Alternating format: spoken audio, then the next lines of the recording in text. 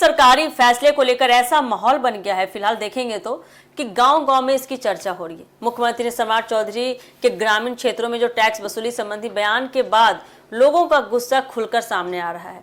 Media के कैमरे के सामने ग्रामीणों ने गुस्सा उनका फूट गया, ऐसी बातें कह दी जिसने इस मुद्दे को और भी गर्मा दिया। आखिर ऐसा क्या किया, क्या कहा जो लोग कहने लगे अब क्या सांस लेने पर भी टैक्स लगेगा? जानिए पूरी रिपोर्ट हमारे साथ। नमस्कार, एक न्यूज़ 24 देख रहे हैं आप और मैं हूं अक्षत ब्यूटी।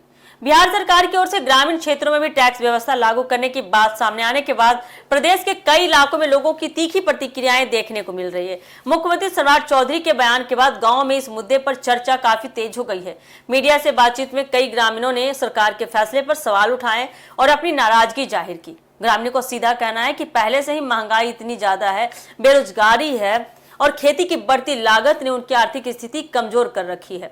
ऐसे समय में यदि गांव में भी टैक्स लगाया जाएगा तो इसका सीधा असर आम लोगों की जेब पर पड़ेगा। लोगों का कहना है कि गांव में रोजगार के सीमित साधन हैं और अधिकांश लोग देखेंगे, अधिकांश परिवार खेती या दिहाड़ी मजदूरी पर निर्भर है। ऐसे में नया टैक्स उनके लिए अतिरिक्त बोझ बनकर साबित होगा। मीडिया से बातचीत के दौरान मीडिया से पूछे गए सवालों के दौरान कई लोगों ने सरकार पर तंज कसा, यानी कि सम्राट चौधरी के नियमों पर तंज कसा। एक ग्रामीण ने कहा कि लगता है अब सरकार सांस लेने पर भी टैक्स लगा देगी। वहीं दूसरे ग्रामीण ने कहा कि सरकार को पहले गांव में सड़क, पानी, स्वास्थ्य और शिक्षा जैसी बुनियादी सुविधाएं बेहतर करनी चाहिए, उसके बाद टैक्स की बात करनी चाहिए। कुछ लोगों का कहना था कि शहरों की तुलना में गाँव में सुविधाएं काफी कम है। यदि सरकार टैक्स लेना चाहती है तो पहले यह स्पष्ट करे कि बदले में ग्रामीणों को कौन कौन सी नई सुविधाएं मिलेगी। उनका कहना है कि बिना पर्याप्त विकास कार्यों के टैक्स वसूली उचित नहीं मानी जा सकती।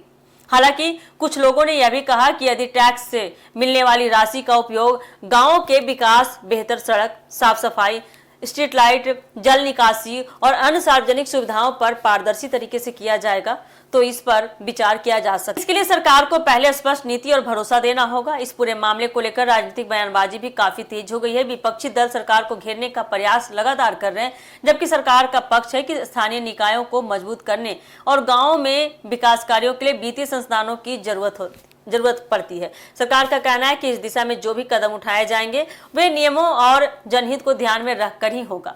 फिलहाल ग्रामीण क्षेत्रों में इस मुद्दे को लेकर बहस जारी है। सोशल मीडिया पर भी लोग अपनी अपनी राय रख रहे हैं, अपनी अपनी प्रतिक्रियाएं दे रहे हैं। कई लोग सरकार के इस फैसले का विरोध कर रहे हैं तो जबकि कई लोग उनका समर्थन कर रहे हैं। कुछ लोगों का मानना है कि यदि टैक्स के बदले गांव में सुविधाओं का स्तर सुधरता है तो इसका सकारात्मक परिणाम भी गांव में देखने को मिल सकता है, सामने आ सकता है। अब सभी की नजर सरकार की अगली घोषणा पर टिकी हुई है, इस प्रस्ताव के विस्तृत स्वरूप पर टिकी हुई है। यह देखना महत्वपूर्ण होगा कि सरकार ग्रामीण टैक्स व्यवस्था को किस रूप में लागू करती है जमीनी स्तर पर और जनता की नाराजगी को दूर करने के लिए सरकार क्या कदम उठाती है। उनके बदले में टैक्स वसूलने के बदले में गांव में कौन सी सुविधा देती है सरकार, ये देखना काफी दिलचस्प होने वाला है। फिलहाल ये थी अब तक की अपडेट। ऐसे अपडेट के लिए जुड़े रहिए हमारे एक न्यूज़ 24 के साथ। दीजिएगा इजाजत, धन्यवाद।